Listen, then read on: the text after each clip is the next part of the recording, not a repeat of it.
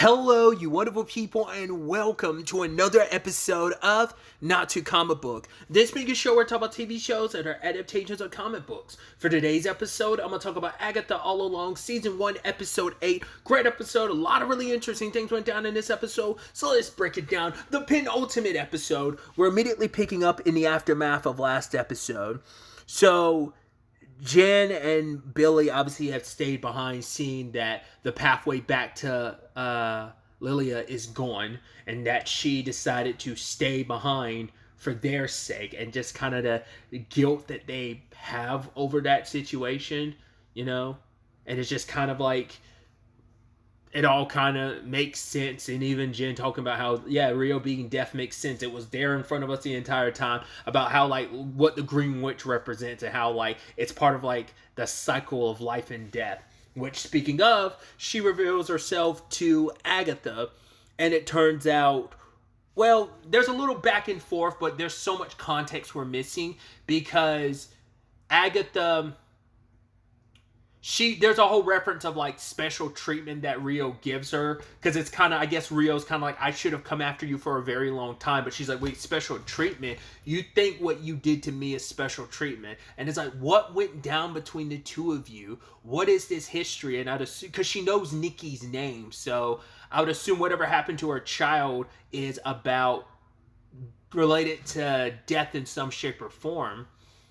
But because it's interesting, because she was like, why do you let them go ahead and think, like, the worst of you? That, for whatever reason, I guess Rio kind of sees that Agatha isn't the monster that everyone portrays her to be, or, like, rumored her to be. Like, yeah, she's done some bad things, but it doesn't make her a bad person type of thing, I think. So, I wonder if that's also what that's kind of indicative, of when Billy looked up stuff about Agatha. There were so many tragedies and stuff like that throughout life.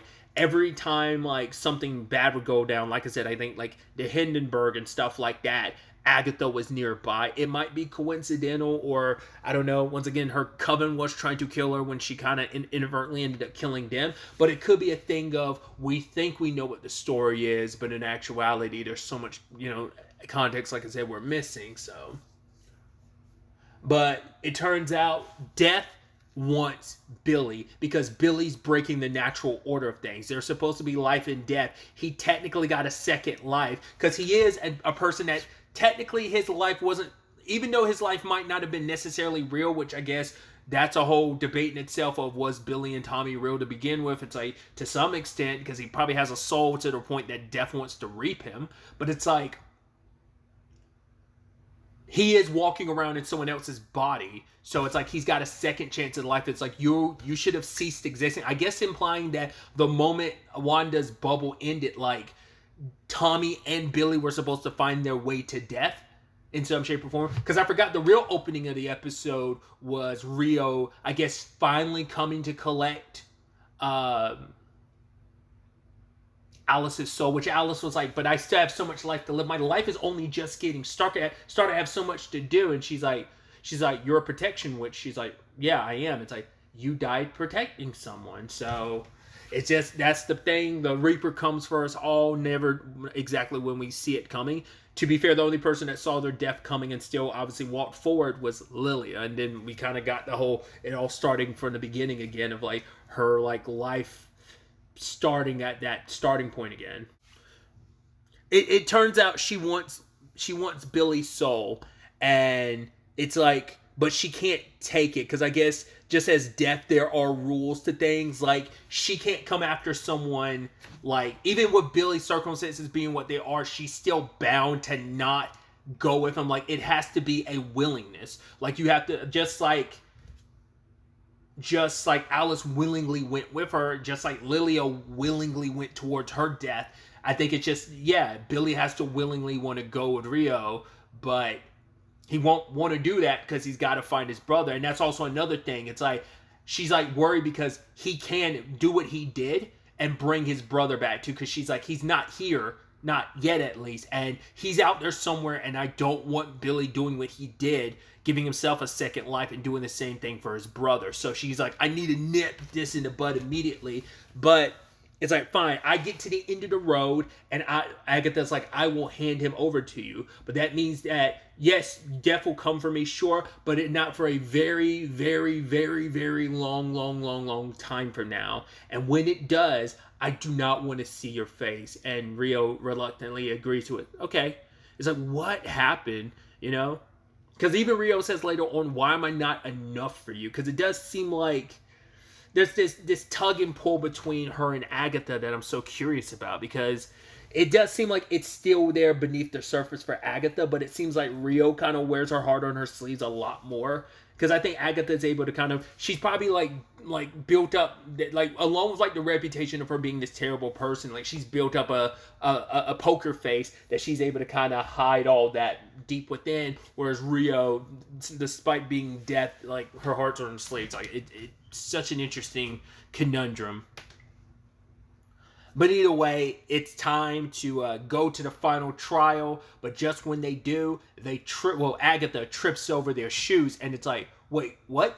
It's like, cool, we went to the beginning again. So it's like, wait, did we finish the trials? Is this the end of the road? But then it's like, if this is the end of the road, if the beginning is the end of the road, how do you even get off the road then? So what are we going to do? And obviously, Jin's looking at all the shoes because it's a reminder of who's no longer with them. That being Sharon, that being Lilia, that being Alice. Was it this point, or was it probably later on? I can't remember when Jin decided that she was going to save them, because she's like, I couldn't save Lilia. I didn't even try protecting Alice, so it's like, I'm not going to let you two idiots die. I think she said that a little later, a few scenes later. But Billy was kind of like, you know what? I'm tired of this BS. Like, screw respecting the road. And he steps his foot in his shoes, and they wake up inside of a room. Well, in fact, they wake up in like morgue drawers, and they all let themselves out. And I love Agatha be like, don't steal Jin's struggle from her. And so they're in a room, and now it's about them having to grow life in a room where there is no soil and dirt. I mean, sorry, it's the same thing, soil and water. And it's like, yeah, they're supposed to have a green witch, but Agatha made the point, like, yeah, green witch and not too different from potions, right? Ginny Kale, I mean, your name is like the worst vegetable ever, or something like that. But then we get this interesting realization revealed that the person who bound Ginny all this time, because at first it's like, oh, did her powers never actually get taken from her? Like, you know, because it's like, yeah, you've been able to do all this, you've saved so many lives despite being bound. Maybe you never needed them to begin with. But then Agatha has a realization, and so does Ginny, where she's like, wait, you're the one that bound me. So I guess, because she's like, I could never understand how the guy who bound me did it without magic. It's because Agatha gave it to him, I guess is what that was kind of implying, because she's like, right, back then, it was the 20s. You did whatever you could for a buck, you know, it was either, you know, do some services or you end up burning. So I guess the guy wanted a means of binding a witch, and Agatha gave it to him, which is effed up that you are a witch are responsible for binding another person. It's like, you've been around me, we've known each other, like we probably avoided each other for a good couple decades and stuff, but I've been bound for 100 years, and it was you that was responsible. So they perform a ritual to unbind Jin's powers, and it works. And she kind of breaks down, because I mean, your magic is just as much a part of you, I think, like just like breathing in air. And it's like there's a part of herself that was always, she was cut off from herself.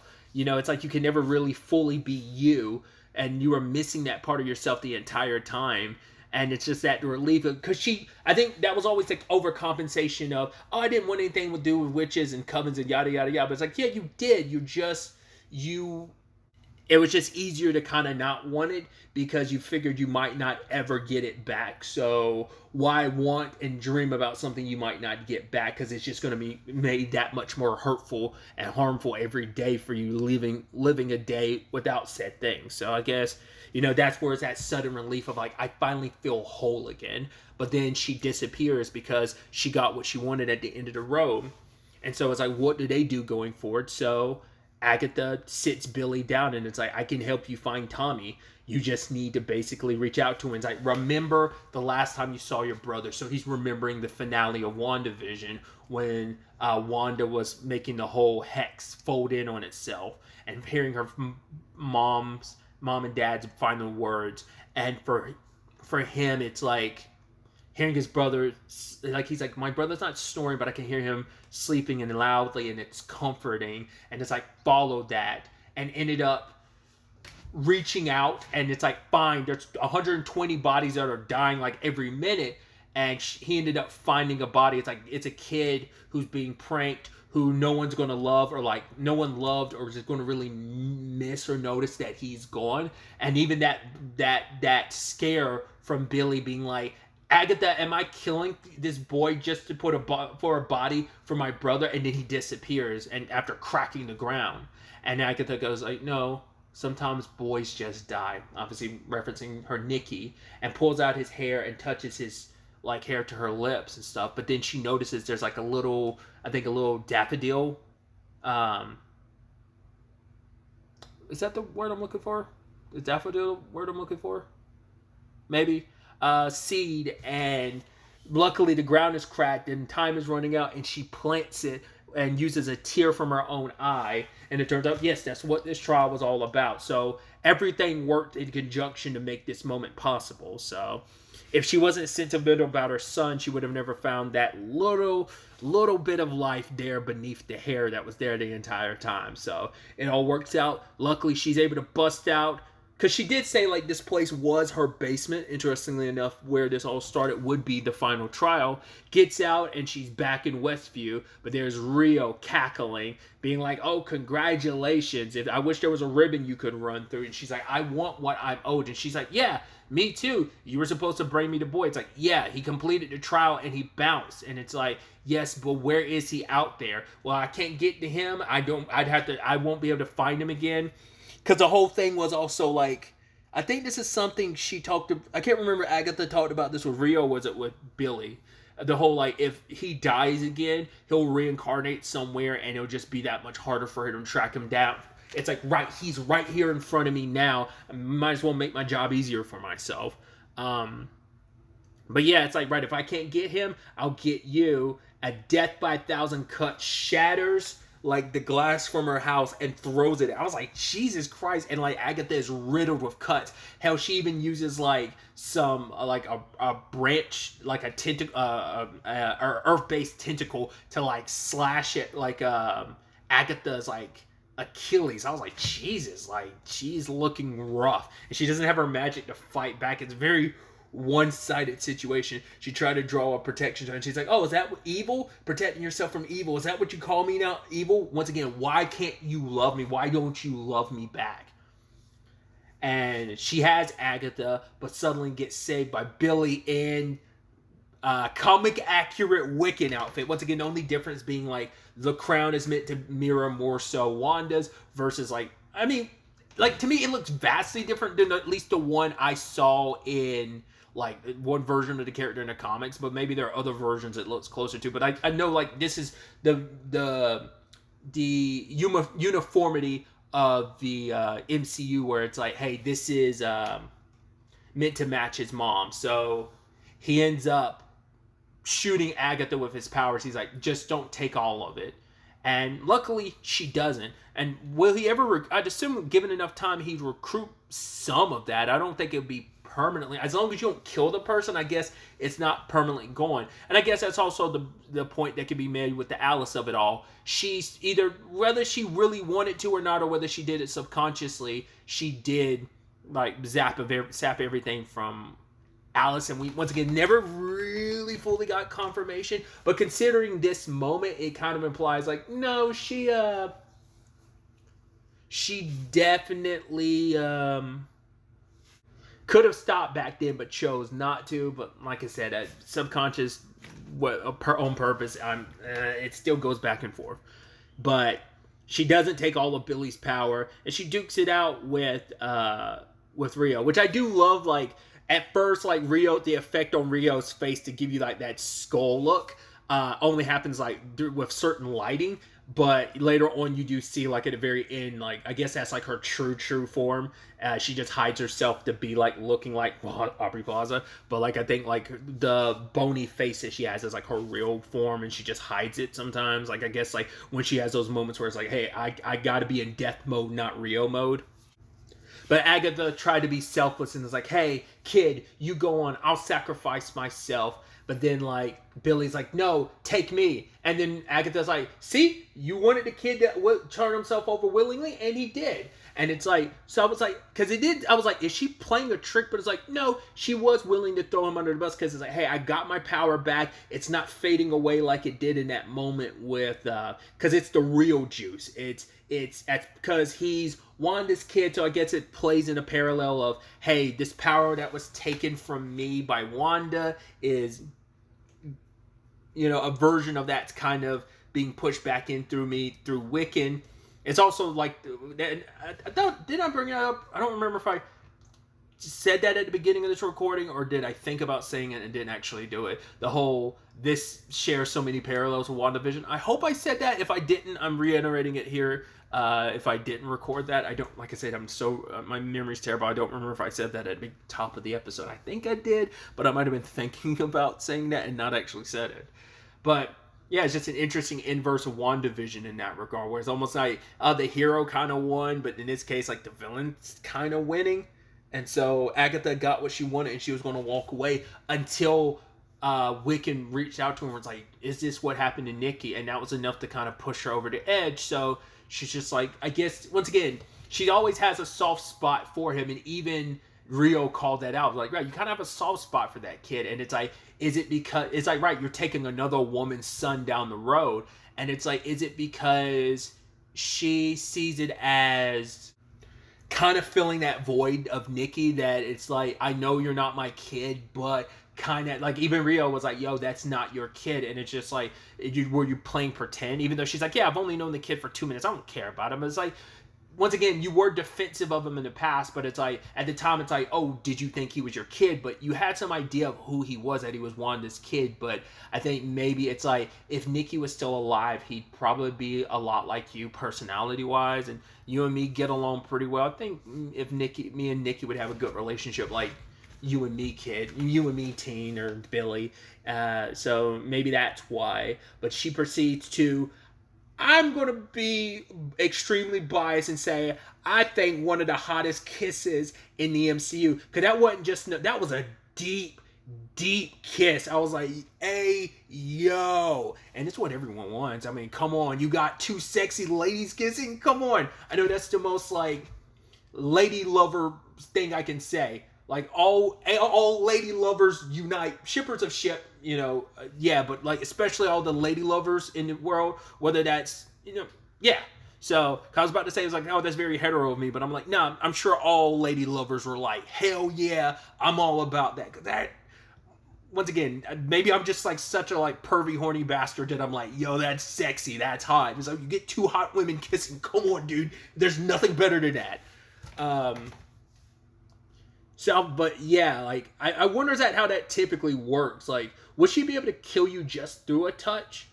Well, because the fact is, like, she couldn't just straight up kill Agatha. That was, like, the whole point. Because, well, Agatha was like, right, I could try to take your powers, but it would kill me. They said that in, like, the recap at the beginning. So, I guess, like, everything about Rio is poisonous. So that it's, like taking in her power would be, like, the same thing as doing what she did. And that was, swapping spit and lip locking would be enough to drain her, like would be like, it'd be the same equivalency, and would kind of poison you in the process. And Agatha dies. She kind of goes a little the witch of that gets the house dropped on her in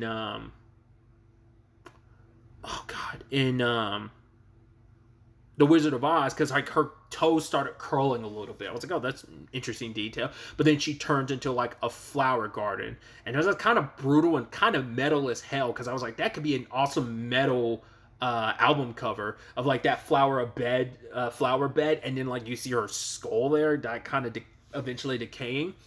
But yeah, Rio's like, yeah, you can go. And Wiccan leaves. And all around him is like the residents of Westview are like a mirror image to your mom leaving.